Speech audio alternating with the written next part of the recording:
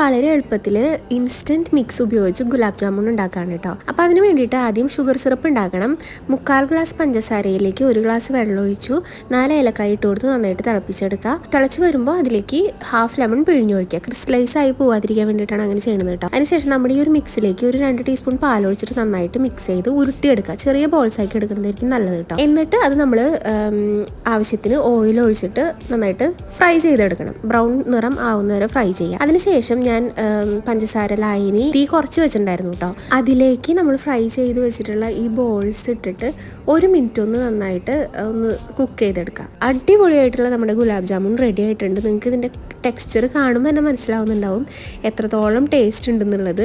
ഭയങ്കര ടേസ്റ്റാണ് കേട്ടോ, ഒന്നും പറയാനില്ല. ശരിക്കും ഷോപ്പിൽ നിന്നൊക്കെ നമുക്ക് കിട്ടുന്ന അതേ ടേസ്റ്റിൽ തന്നെ റെഡി ആയിട്ട് കിട്ടിയിട്ടുണ്ട്. അപ്പോൾ ഇത്രയുള്ള അടുത്ത വീഡിയോയിൽ കാണാം. ബൈ.